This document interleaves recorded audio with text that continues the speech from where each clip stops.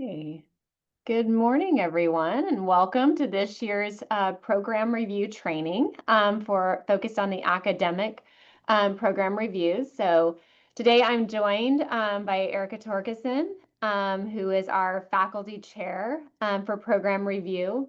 Mary Powell will be joining us. Mary Powell is our faculty lead for SLOs, Student Learning Outcomes. And we also have Jason Hinkle here for business services. Jason is our vice president for business services.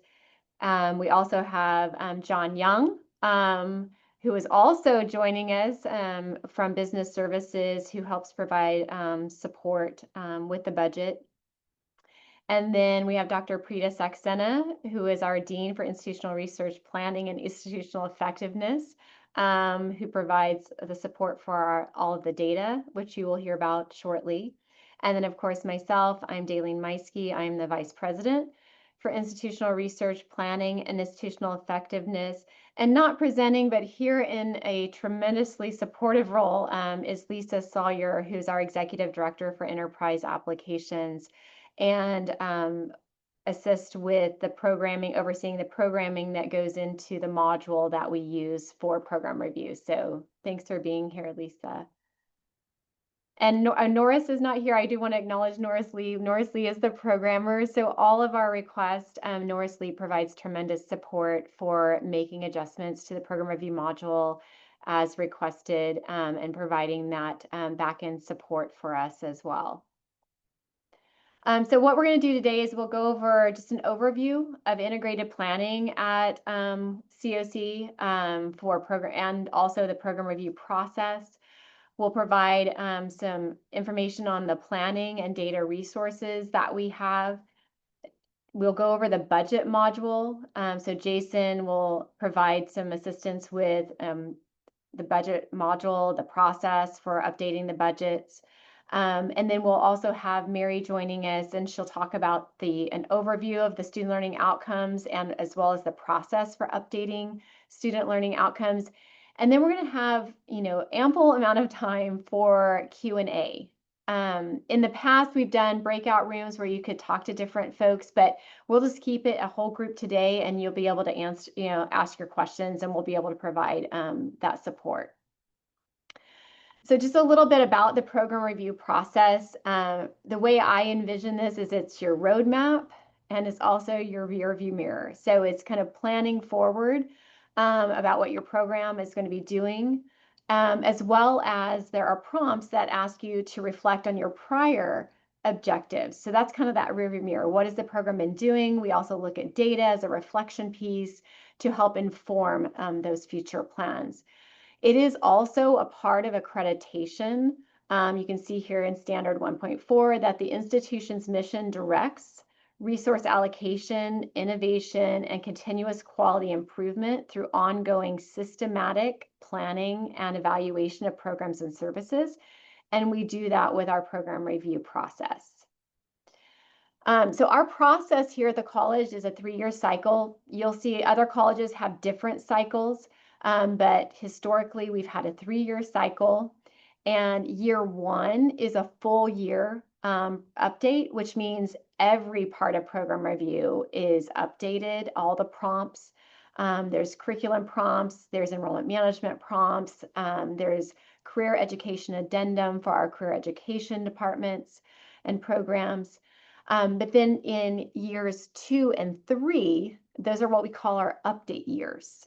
And I'll go over that in just a moment about what's required in an update year. So we're currently in year 2 of our 3-year cycle.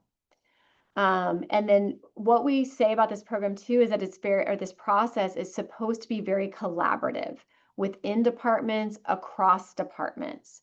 So we really do encourage the faculty, if you have lab technicians in your area, that they are involved in the process.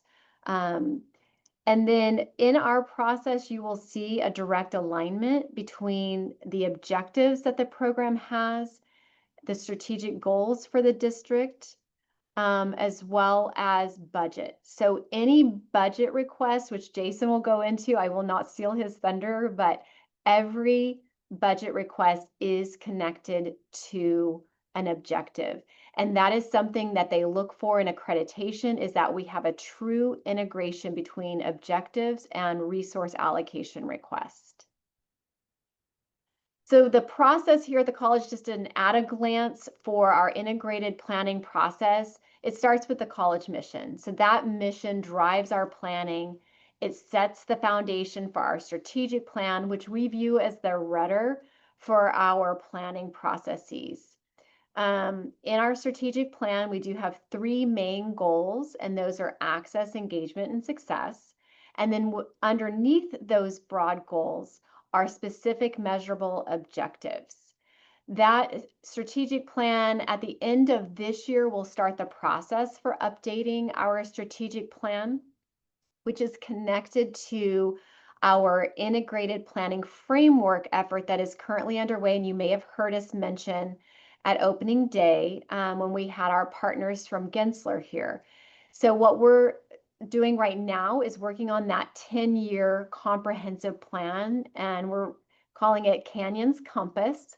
So it's charting the next decade of success at College of the Canyons. So what you're looking at on the screen will probably change a little bit, but the elements of it are still there. We are still looking to the college's mission. We are still looking to our strategic plan. We are still looking to our operational plans. All of that planning still exists.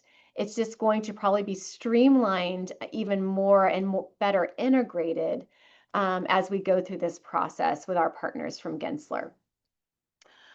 We do at this college have currently a combined educational and facilities plan. At some districts, you will see that that is separate. It's not done the way we do it, but this college has done it as a comprehensive plan. And then the other thing that we do as part of this process is ensure that we have ongoing analysis, assessment, and improvement. So that focus on continuous quality improvement, not just with program review process, but our entire planning process. And currently that's being, I think, strengthened through our new governance model process. So the work of program and planning aligns with, in the name, planning and institutional effectiveness project advancement team. So that's where this work aligns. So I mentioned that we are in year 2, which is our update year. And so to make it simple for you, I've just got the arrows are pointing to the required sections.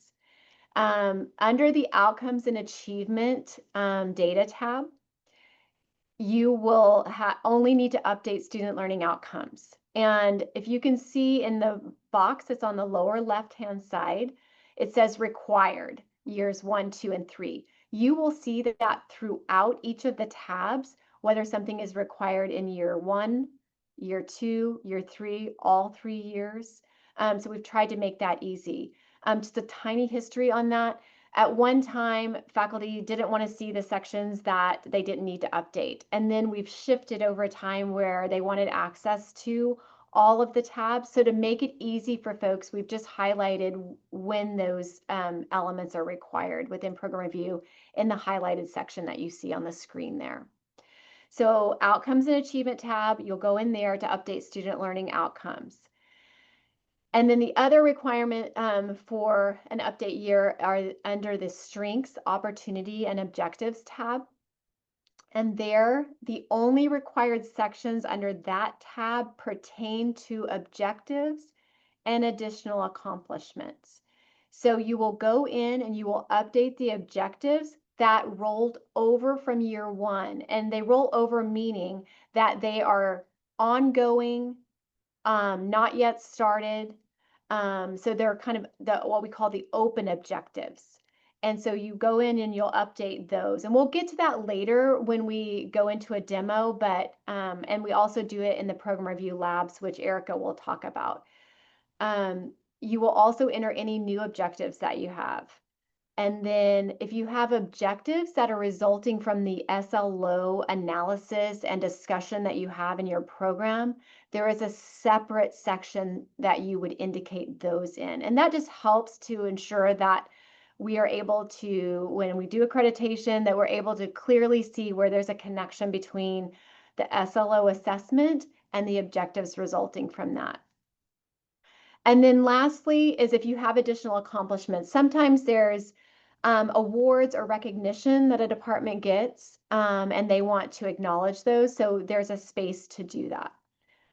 And then budget, which Jason will go over in just a moment, that is required. And then the last thing is to document the folks who were involved in the program review process. So those are the elements in years 2 and years 3 that are required.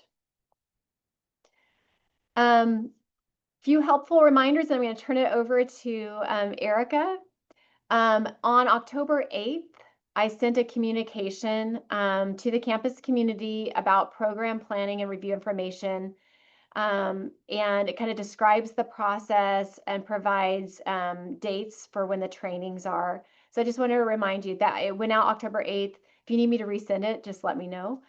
For program review, access is at canyons.edu/APR. That's all you need to remember. It is, so if you're sitting at level 1, meaning you have been assigned editing privileges for the program review, then you will be able to log in. If you don't have that and you're not sitting at a level 1 user, then reach out to your department chair to request the read-only access that is available for all programs.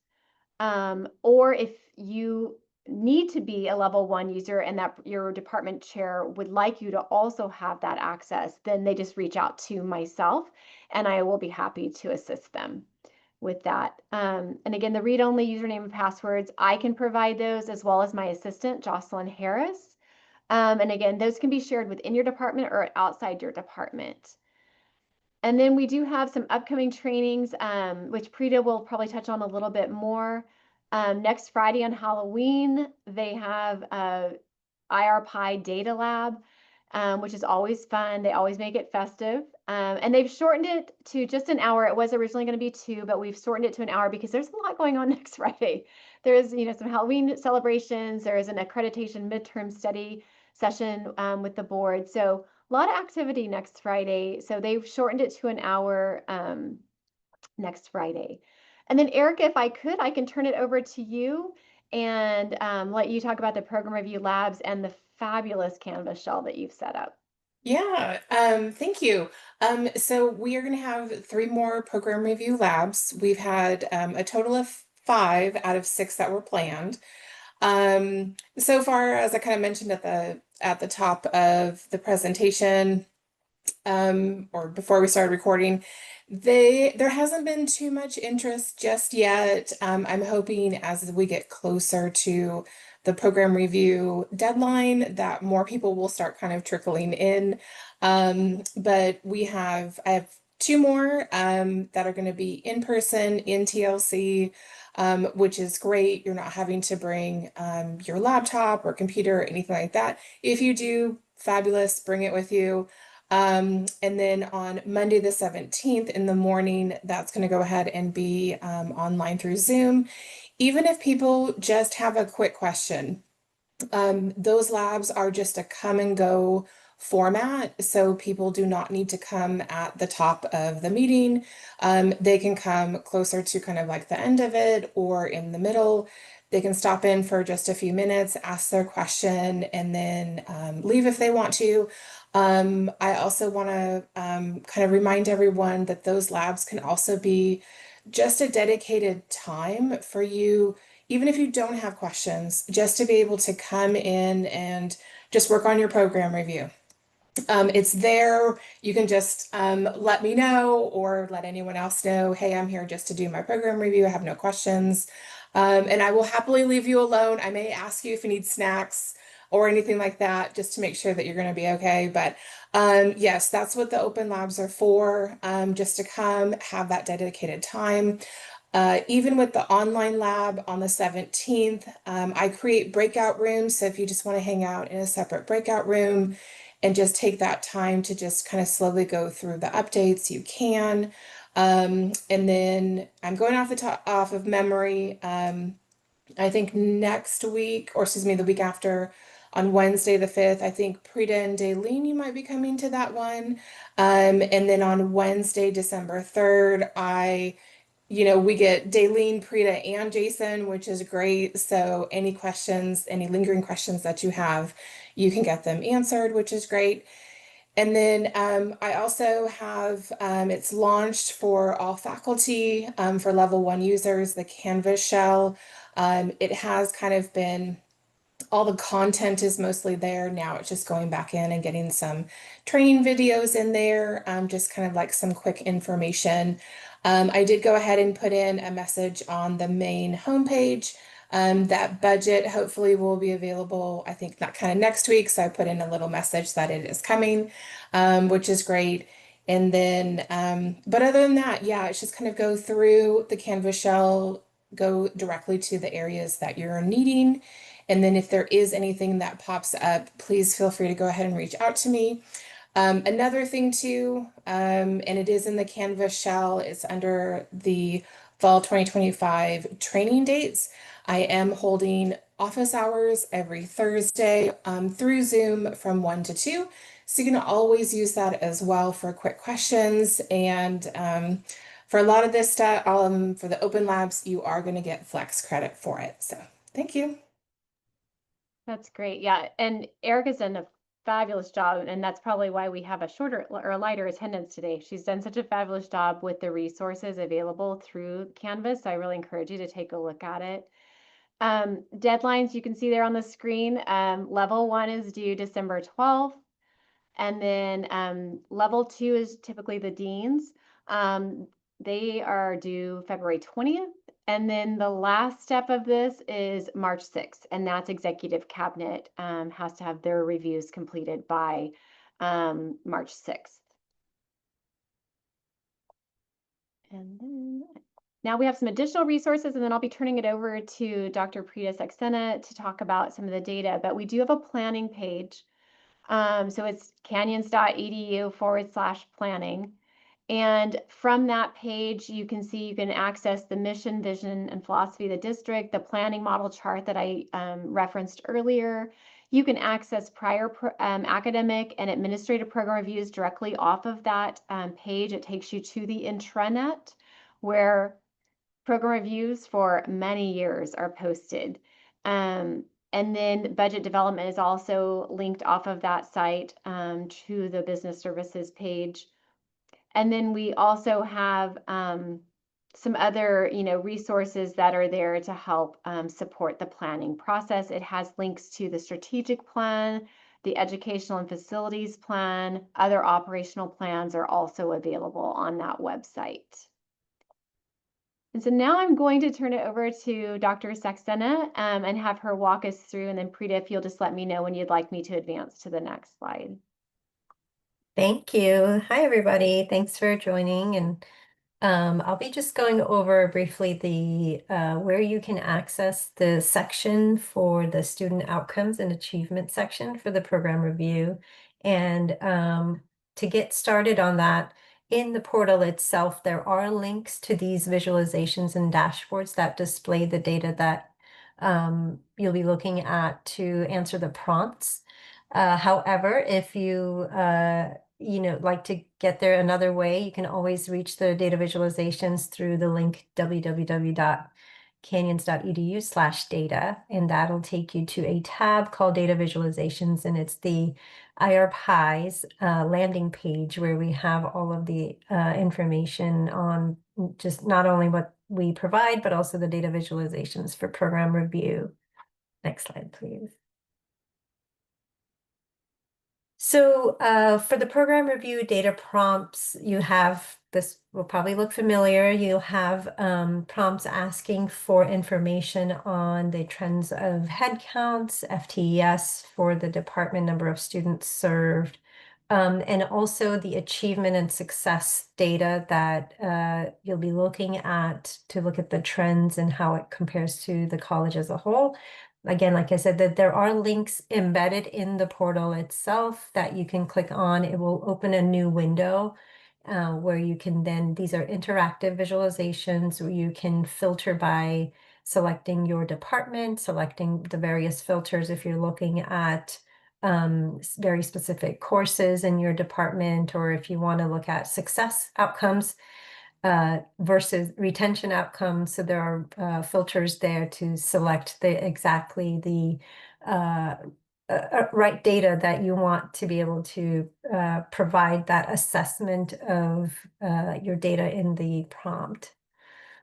And let's see, this is so in addition to the program review, success retention viz that is linked in here, there are other resources, other visualizations that can supplement your assessment. So we have tons of information. We can go to the next slide, please.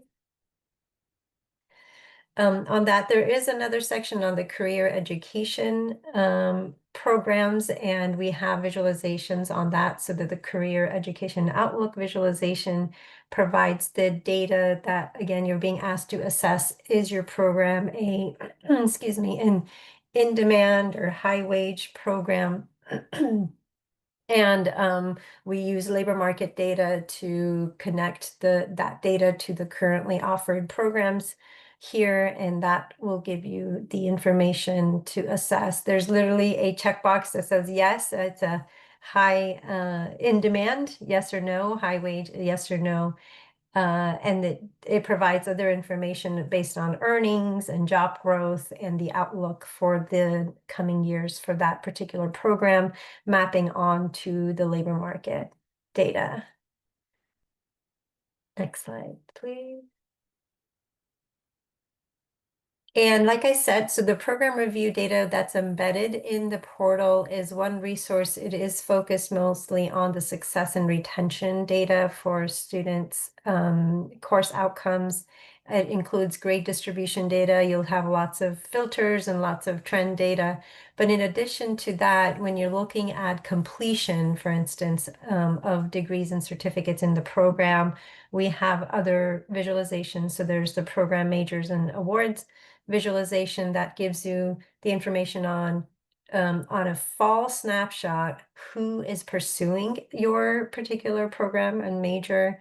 Are they pursuing an EMT program? Are they pursuing any of the hundreds of programs that we offer, the majors? And also gives you a profile and then the trends of, is there growth in demand or of who's pursuing that program?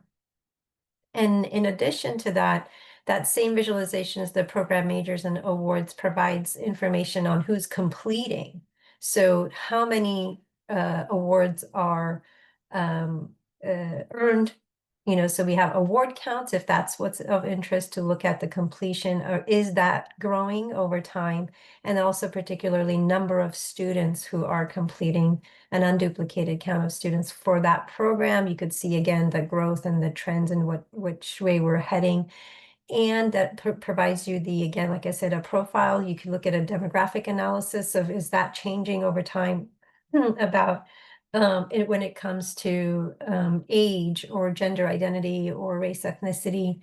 What does that look like in terms of the diversity of students who are pursuing and completing a degree? For the completion, and another success and outcome achievement is transfer. How many students are transferring out to a four-year institution? So we have a transfer volume visualization that gives you kind of an overview of the numbers of students who transfer in any given academic year. And it does break it down by, are they transferring to a CSU, a UC, or a private institution? So there are trends again there to look at. In addition, we've got a whole visualization on just the profile of students and which, if for instance, you're digging into the success and retention data for a particular course in a department, and you want to know the profile of students who are even enrolled in that. Are they first-time students? Are they tend to be continuing students? Are they, what is their educational goal on file? You know, so it's the other one for that is the annual credit student profile that has an annual, again, all of these are interactive. They're completely accessible. You don't need a login to access the visualizations. They are publicly available on our data, on our website.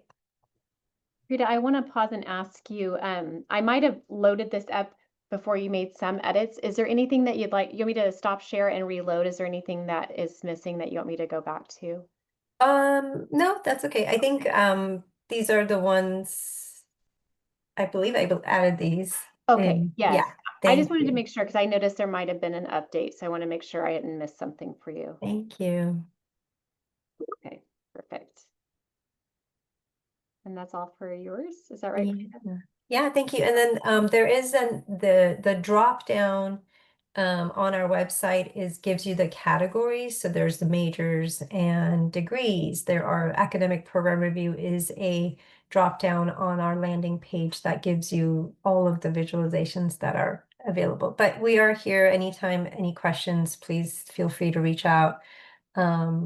Contact me directly or anyone on the team, and we'd be happy to walk you through. We've jumped on Zoom to just walk through with visualizations with folks, so we're happy to do that.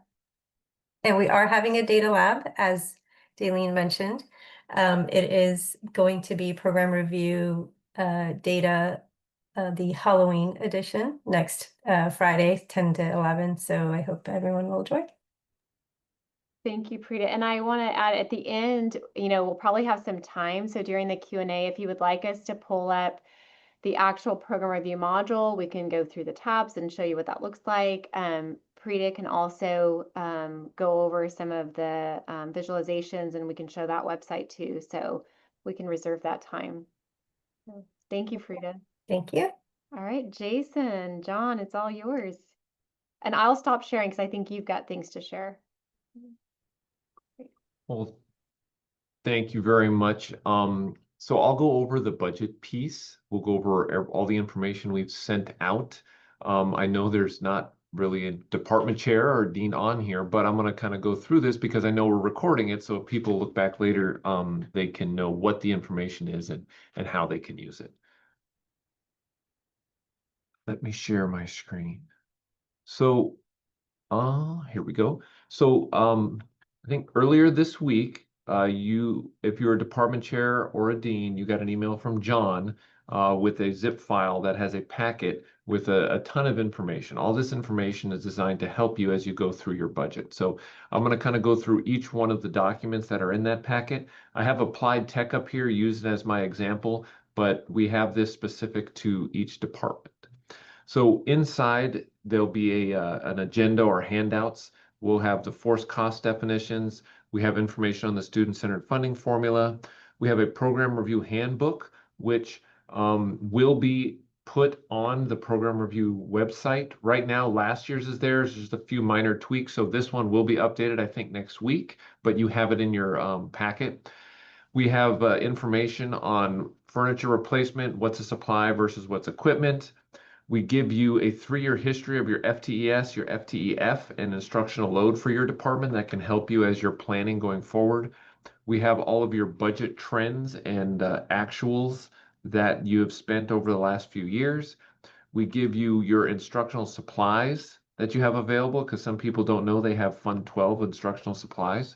And then we will send you all of your force costs and augmentation requests you sent in last year, whether they were funded or not. This will help you in case there's something that you didn't get funded last year, but you want to put it in again. It's all the information is there, so you don't have to recreate it. Also, we'll give you a 5-year history of what was funded in your program. I'll go through each one of these quickly and then touch on a few other things. So this is force cost. So when you're putting in a force cost, there are certain categories you can use. C we use for critical operations. This is primarily for IT and facilities. Basically, this means if we don't get this cost, if we can't pay this bill, the college itself will shut down. So most programs won't use this. This is for, hey, we're going to have a higher electric bill. We all like electricity, so we can run our computers and run everything. The college will shut down if we don't pay the electric bill. X is external. This is something that you may use a lot. This is anything that is required based on external mandates, legal obligations, contractual obligations, health and safety regulations, risk management, all of those things. Something external to the district is causing us to have to buy this or purchase this. E is for enrollment management. These are priorities that are associated with the enrollment management plan. Everything here should tie back to the plan. It should identify and produce outcomes in the SCFF, either whether it's to promote success, promote FTES growth in your program, and it should tie directly back to the enrollment management plan that this is part of our plan and what we're trying to do. V is for program viability. This is, you need this to make your program viable, or if your program has gone through the program viability committee, has been approved to go forward, you can use V saying, hey, here's what we need, and this is what was approved by the program viability committee. E and V, all of those forced costs will go back to enrollment management and back to program viability, just to verify that, yes, this falls in line with the plan or falls in line with what happened in program viability. I is institutionalization. This is something that if we had outside funding, grant or categorical or other partnerships that funded a program and that funding has gone away and we want to institutionalize the program and continue it going, we'd use I, because now we need institutional costs to keep this program going because the outside costs are no longer there. This is the student-centered funding formula. You don't have to memorize this. This kind of shows you the dollar amount per FTES and our supplemental and success funding. It's just information if you guys are curious. We have to use this to calculate what our funding is going to be. It's a long, complicated formula, but this is just to give you a peek inside what metrics are used, what the points are, and what the rates are for those different points. This is going to be your best friend. This is the 26-27 Program Review Handbook. I'll go through this rather quickly. It's 73 pages. The reason it's 73 pages, because John does a very good job of going screenshot, screen by screen. So you should be able to follow this and go exactly where you need to go, do exactly what you need to do, and it's all lined out. So we highlight, this is the landing screen. Here's your dates. It tells you, here, go to level 1. When you go there, choose your department. It'll be a drop-down menu. So like I say, it is step by step. Once you get in there, you go to your plan and revise your budget area. You click on edit. Once you go there, you saw this screen. Daleen shows you this screen. And again, step by step, this is how you get to your budget module. If you want to view or print it, you can do it there. Once you get in there, you click here for your budget planning. I know I'm going quickly, but again, you can go step by step. Every time you press a button, the next screen will come up. When you go to your budget reallocation summary, this is the first thing you're going to do. You're going to go in and you're going to check your budget to see if you have budget in one area that you can move to somewhere else. If you historically have not spent money in an area, but you're asking for more money, you can move that around. Okay, so that way maybe you can fund a request you have without having to ask for new money. The other thing this allows you to do is to give money or receive money from another program. If there's money that you have that needs to go somewhere else because you don't need it, but you can give it somewhere else, maybe you're over 2 different programs, you can use this function to give and receive between program reviews. If you click on this little lifesaver here, this gives you the FAQs of what it means to cut a budget, give money to another program, or receive money. Here's all your object codes, everything you need to know of what's happening in your reallocation. You got to make sure everything equals, so you cannot give yourself new money in this. It's only reallocating existing funds. There, we'll skip through here. This is how you can add if you wanted to add, say you had a short-term employee, but you wanted to move it to college assistants, but you don't have a college assistant line. You can use this screen to add your college assistant line for your object code. I'll just kind of go through. Once you're done, one thing this hangs people up because people say I can't push my program review through. You have to go into the screen, make sure you click on review and approve all budget items and hit save and exit. If you don't click on that review and approve and you try and move your program review forward, it won't move. So if at any time you can't move it forward, go back to each of these screens, just make sure that review and approve come up and they're all selected. After that, there is your budget and equipment request summary. This is for all of your augmentations. You just click on your new request. You have to put in your objective. You'll pull that. You should have that in your program review. You pull in what objective. You'll give yourself a title, what you want.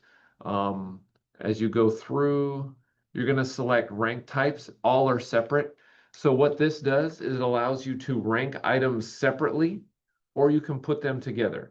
An example I use sometimes is a laptop cart. If you need a laptop cart, right, you're going to need the laptops, you're going to need the cart, and you're going to need maybe a college assistant or short term to help you with this. It doesn't do you any good if we give you money for a cart, but not money for laptops, right? So these are items that you're going to rank together. You need all of them together in order to work, but they may come under different object codes. So then you can select all. If you're just going to list things that here's what you want and they're all separate, you know, you'll rank them separately, you can just do separate that way. Over here you can select your object code. It's all alphabetical. The number is off to the right. We in business services like numbers. Everyone else likes words, so we do it in words to help everyone, so you're not looking for your particular number. You select whether this is one-time or ongoing. Usually equipment is a one-time expense. Once you get it, you're not going to need it every year. Or is this an ongoing expense you're going to need every year?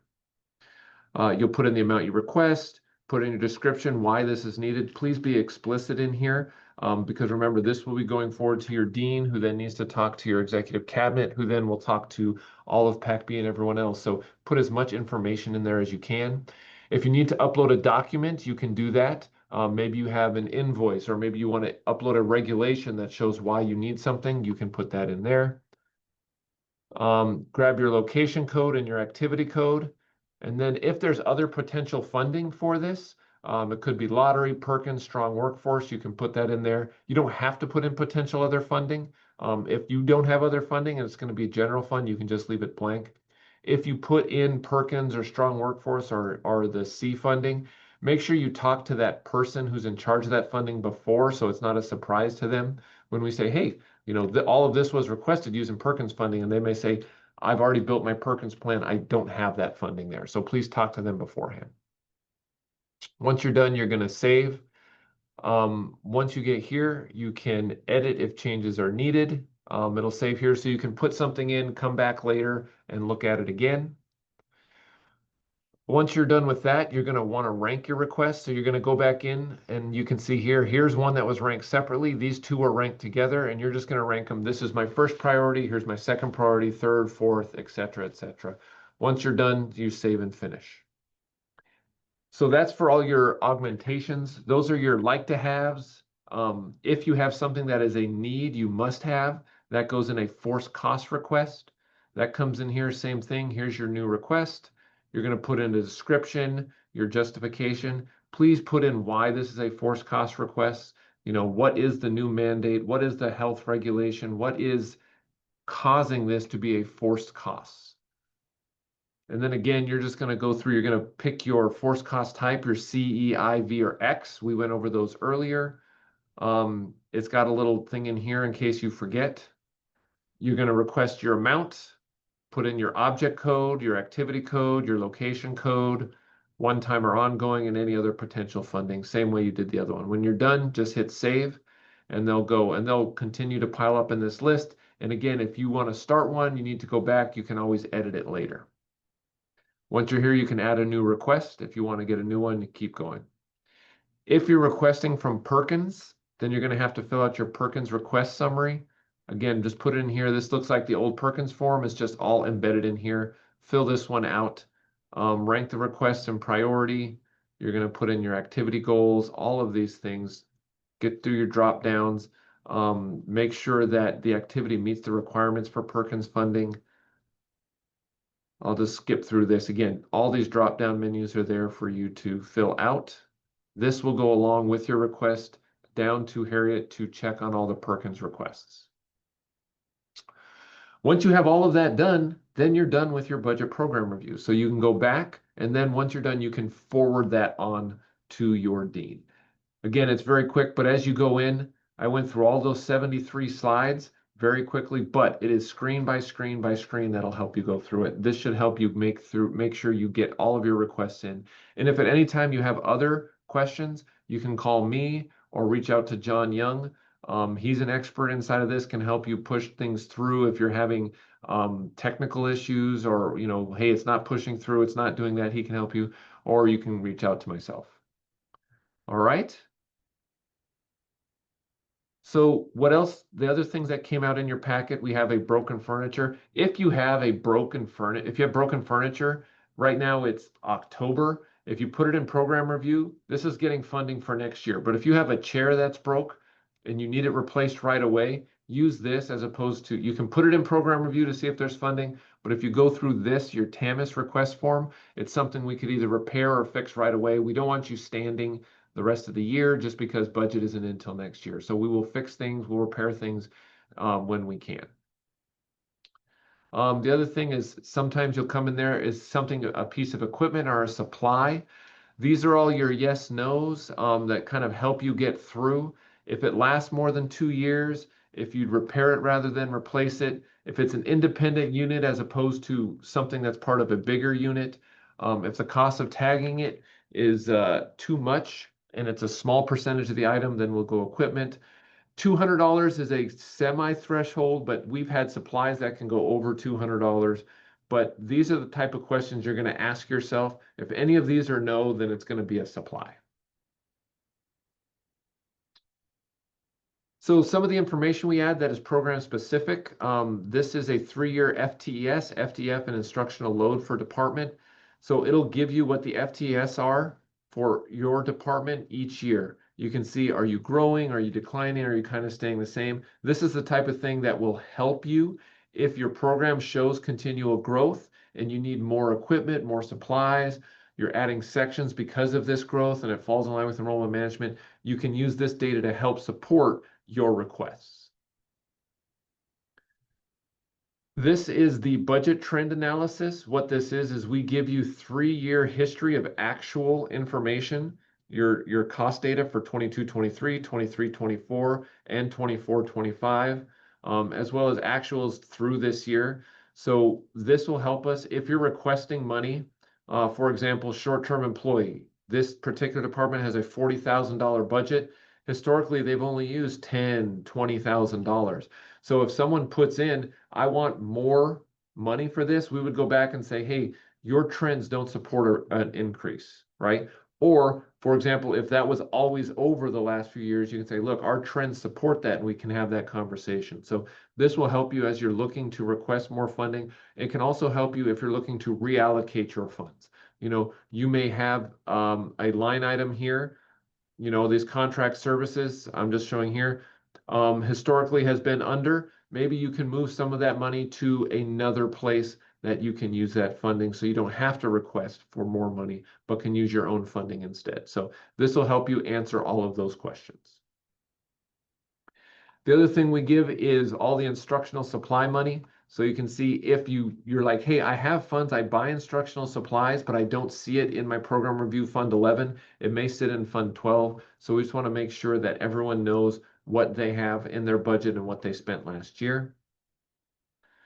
This next one here is all of the requests.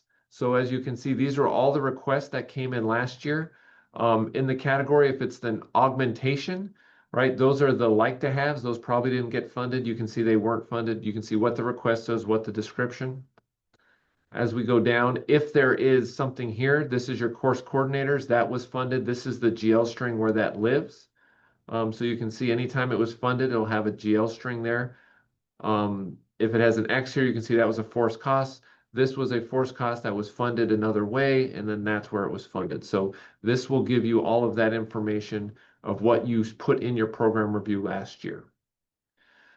The last document, this is a 5-year history of what's been requested. So it may not be something that you got last year, could could have been, one of the prior years.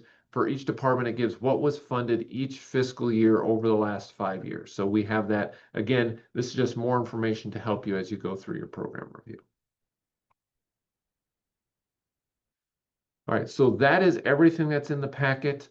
If you have questions, please reach out to myself or John. We can help you through that. A couple other things I do want to touch on. The question always comes up, what do we do with course coordinators? With course coordinators, always put those in, even if you have them every year. You have to put in a request for a course coordinator. You have to put it in as an X-Force cost. We will grab all of those and send them to the Office of Instruction where they'll be evaluated there and they'll let you know. But do put in a course coordinator. Something else that I want to make sure people know about, I always talk about GASB and non-GASB. If you're requesting equipment, you're going to see there's going to be a GASB equipment and a non-GASB equipment. GASB stands for Governmental Accounting Standards Board. This rule changed. It used to be a $5,000 threshold. Right now, the new GASB rule makes it a $10,000 threshold. So what that means is if you're requesting a piece of equipment and the total cost of that equipment is over $10,000, select it as a GASB piece of equipment. That just means we have to account for it differently when we do depreciation. If it's under $10,000, $9,999 or less, it'll be a non-GASB. If you're spending more than 1 minute trying to decide it's GASB or non-GASB, you're spending too much time. We usually will fix it on the back end to try and help you, or if you have a question, you can reach out to myself or John. We can help you with that. And then just to kind of put a framework, I know a lot of you on this call and those who are watching in the recording have heard me say a lot. It is going to be some tough budget years coming up. We have flat revenue. We don't have a lot of new revenue. So please, as you're going through your program review, if there's anything you can fund yourself inside, or if you have additional funding to help fund someone else's absolute needs, we want to make sure people's needs are funded, but it's going to be tight where those wants may not be funded. So I just want to kind of lay that out there. If anyone has any questions, please reach out and let me know. So that is the 20-minute spiel on program review budgets. I hope it was helpful.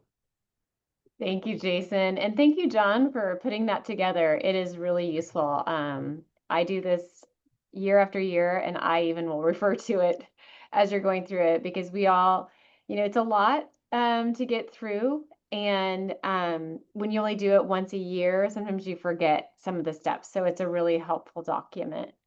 So thank you for that. Mary has joined us, so welcome, Mary. Mary Powell is Student Learning Outcomes Faculty Coordinator. And Mary, you can share screen if you have slides to share.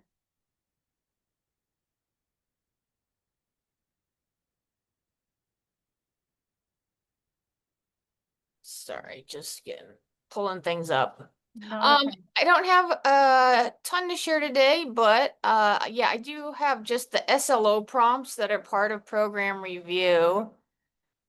That I thought I would just kind of like talk through quickly. And then if anyone has questions, you can let me know.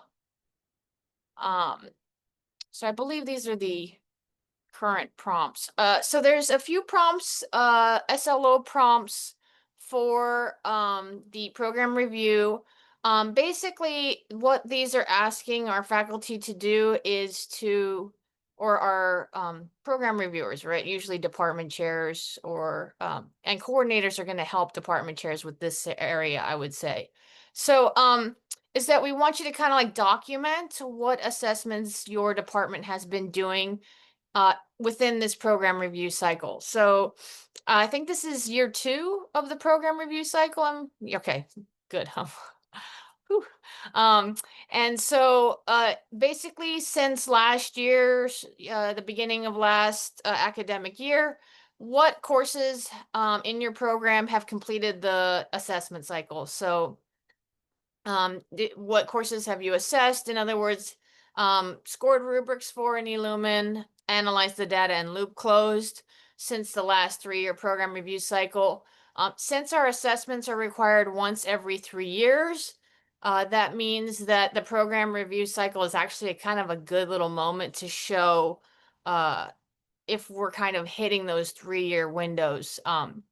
We just kind of want you to let us know what courses have you assessed since last program review, so in the last basically year plus. And then upload any relevant documentation, and you can include data reports and analysis. You can include your loop closing discussions. And there's an additional document section in program review at the end of program review where you can upload those things if you want to use additional documents. And one thing you can do is that if you have data reports, hopefully your department chair or your coordinator has these reports already compiled because you've been doing assessment and therefore you kind of have them in one place. But if for some reason you don't have them, but you know you've done assessments, you can reach out to me or Avise Wilson. I'll just forward you to Avise probably, and she can help you run the data reports for your recent assessments. And we can even pull the loop closing action plans from eLumen. Run reports that pull those for you. So if you don't have those compiled, we can help you do that.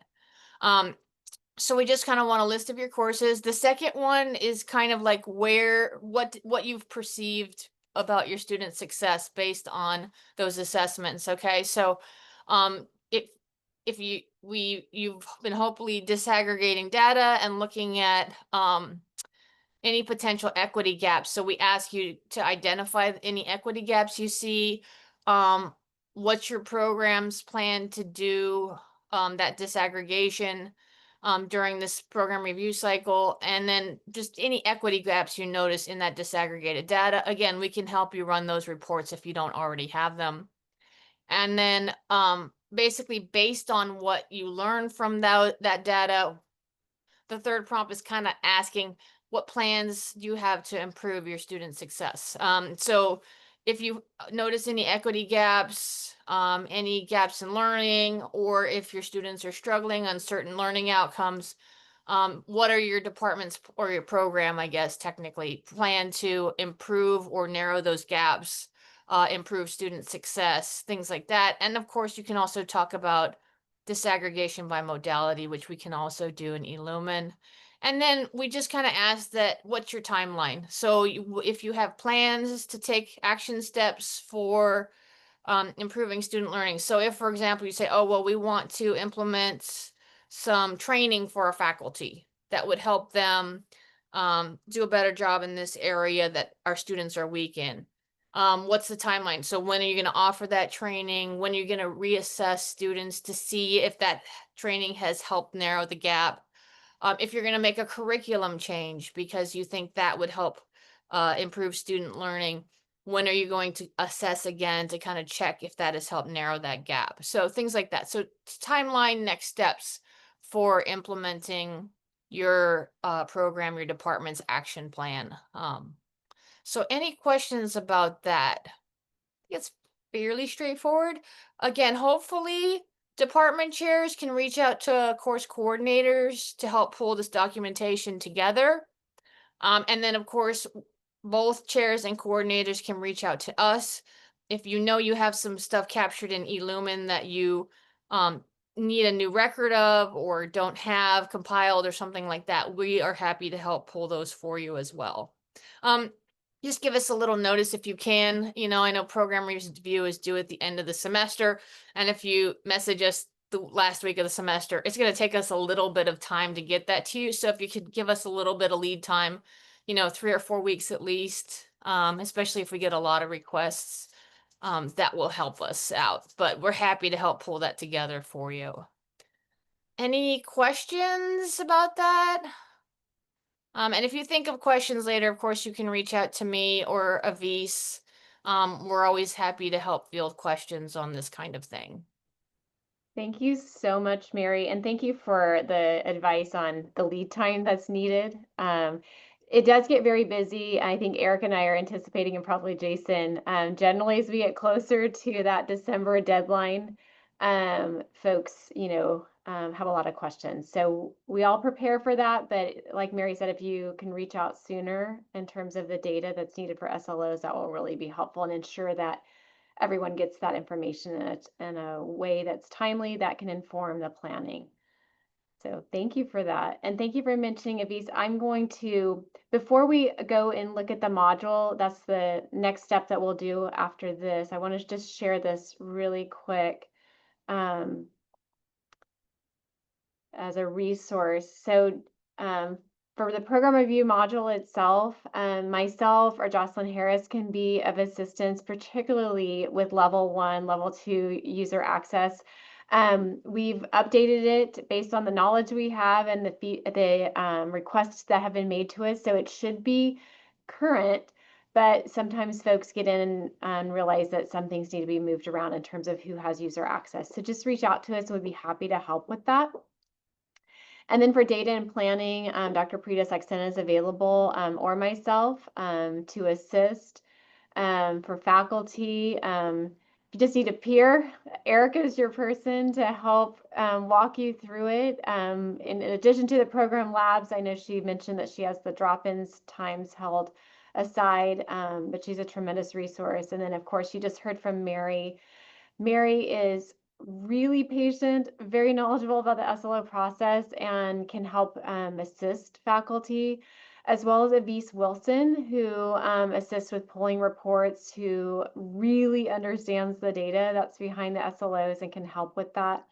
And then budget, you heard from Jason, and John Young is also on the call, so he's also available and has tremendous experience and can be a great resource. So with that, I'm going to, with the time that we have left, I can just show the program review module, just so if you've not seen it before, you have an idea of what it looks like.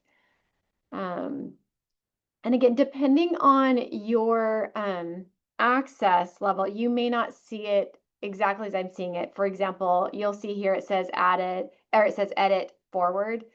That's because I can do that at level 1. A read only is only going to pull up what looks like a PDF for you. So that's the functionality may vary depending on the user access. But we do want to show on the left-hand side, we have links to the prior program reviews, which I mentioned earlier is also accessible on the planning website. So canyons.edu/planning. The handbook is what Jason just referenced. That will be uploaded this next week, but it was also previously provided already to departments. We have the student learning outcomes. The planning resources takes you directly to that planning page that I referenced earlier, canyons.edu/planning. And then we have, I'm going to jump down here to this milestone chart, and this is something that folks will often reach out and say that they thought their program review was forwarded, and that and level 2 is not seeing it. So what we will do is we'll pull up the program chart and we'll go here and see, well, where is it at in the process? And you can see here right now, this P and B, it means the program review, meaning the narrative itself, is still sitting at level 1. The B is referencing budget, so it's also still at level 1. And in those instances where folks think that it's been forwarded, often what's been forwarded is just the program review piece, which is the narrative and the objectives. That part has gone forward, but the budget is still sitting at level 1. And there's a little box that's checked at the end to ensure that it gets forwarded. So just wanted to reference that and point it out, because you can also, anybody can look and see where a program review is in the process. So the deadlines are down here at the bottom, and there's like a little countdown. So if you're level 1, you have 49 days remaining on the countdown. So I'm going to go ahead and click next, and Erica has already given, I have access to all, but Erica has given me permission to go into counseling to use that as a demo.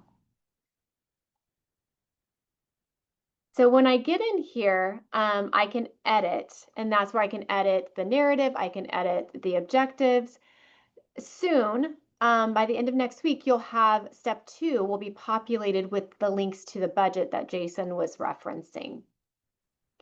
So I'm gonna, and you can spell check, by the way. This one is going to take you to Ivy's, the non-instructional. Am I on the wrong one? It should be, are you past it? It'll be counseling department. I know we fussed with Okay. it. Yeah, there we go. Now you're good. Thank you. Counseling is extra special because they have two. So they do one for the academic side, and then they have an administrative one. Thank you, Erica. That would have really confused folks had I gone into that one. So this is what it looks like. You have the college's mission at the top. Then you have the programs department, department or program mission, how that department or program mission aligns with the district's mission. And then there's the description of programs and program SLOs. Now you'll see it says read only on this, and that is because it needs to match exactly what is in CurricuNet. So that is what's brought forward here. If by chance you look at yours and it's not reflecting what you think it should, please reach out to myself or Jocelyn Harris. We work with Patrick Backus to get those updates done, so we can assist you with that. There is a resources invested table that you can populate here. And then every page you will see at the bottom, it has level 1 user comments, 2 and 3. So if you need to provide additional explanation for anything that you have noted in the prior sections, you have the ability on each page to do that. The Outcomes and Achievement tab, which Preeta referenced in her presentation, has the link to, or it embeds directly, the program review visualization. And then if you need to have it just on another screen while you're working inside program review, you can just click on that link and it'll take you directly there. Towards the bottom here, this is what Mary was referencing and the prompts that she had on the screen. These are the program review prompts. It also references where this exists in the accreditation standards. Then there's a section on data trends. I probably didn't mention it. So data trends is also here, required in years 1, 2, and 3. I apologize, I didn't mention that earlier. So we do encourage folks to go in here and take a look at this and update this section.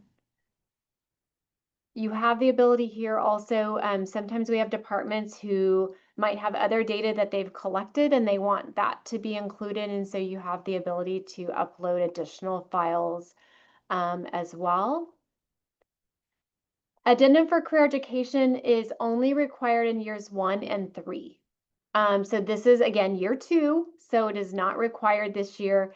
And this is also in accreditation. It's also in federal Title V for us to update this information. Then we have curriculum scheduling, enrollment management. You can see here year 1 is required, again, because we're in year 2. Years 2 and 3 only need to be updated if there are major changes that have occurred. Staffing and facilities for both academic as well as classified professionals, you still follow the same processes we have going through academic staffing committee and then for classified. But here it gives us, an indication if there's anything that needs to be taken into account regarding your planning for staffing. Also for this one has information on how the department or program is progressing with regards to what was listed in the educational and facilities plan. Not required this year, but it is a part of the program review process. Just scroll on down. In regards to staffing, we do have an academic staffing data visualization that is available to departments who are going through the academic staffing process. That has already been provided. Those data are provided to the coordinator for academic staffing or the co-chair, but we also provide it here as well. It's designed so that folks can easily just copy and paste over into the template that they have for staffing. So you can see there. External factors, years 2 and 3 are optional, but again, this is the kind of SWOT analysis looking at trends, similar programs, strengths of the program, opportunities. So all of that is there. Again, this is year 2, so it's not a required section. For objectives, your completed objectives from last year roll forward, and that's what appears first in this section. And then this next section is where you talk about your open objectives. You have to go in and update those.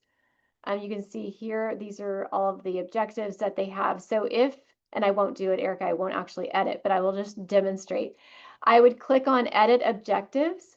And then if this is the objective I'm updating, I would click edit, and you can see down here, they've already identified that it aligns with the district's strategic goal of engagement. And then here is where they would select the status. Is this in progress? Is it completed? Is it canceled?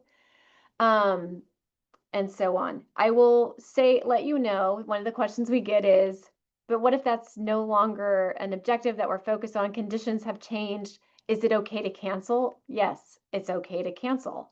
That does not reflect negatively on you. That's just the status of that objective. So you can select that as well.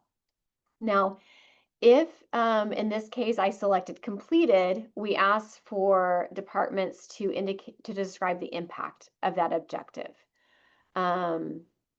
And then this is not required, but we'll note here that there are foundational commitments that the district has. Those were prior strategic goals in many years ago, but they're still good commitments, and folks wanted to have those included because some departments, not necessarily the academic side, but there are some administrative support programs that it's difficult to kind of figure out exactly where they fit within access, engagement, and success. There's an indirect, but this provides them the ability to really demonstrate kind of a direct connection to supporting the district's operations. So I'm going to hit cancel. So didn't make any changes there. And then at the end, I could just click return. When I'm done with this screen, I just click return.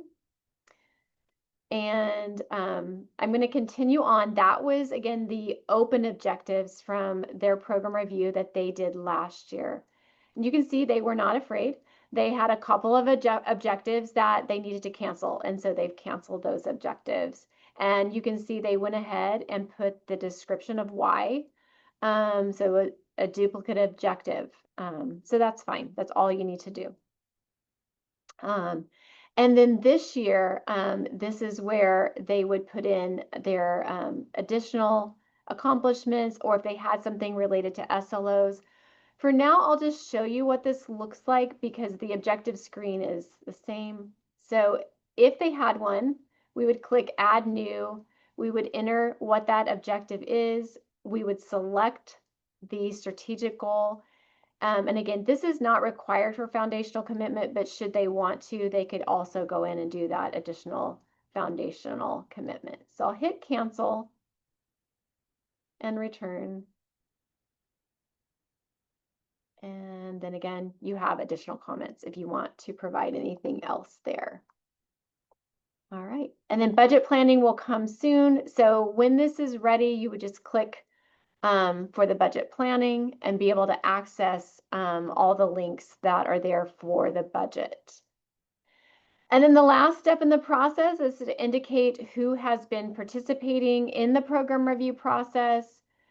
Another opportunity Sorry, I wiped it earlier. Oh, that's okay. To get ready for this year. They're really they do collaborate. This is the final section there for them. And I think that's it. So any questions on that? Okay. So I'll stop sharing, but if you have questions, please feel free to reach out. We're all happy to assist. But with that, that concludes our training, and I'll see from our team members any final comments or anything you missed that you want to make sure we capture. That's all good. All right, well, thank you for being here, and thank you everyone for taking time to present and be here with us today. And Have a great afternoon. And I'm sure Jason would like to say, go Dodgers. Right there. And Lisa has her cup. So anyway, have a wonderful afternoon and a great weekend.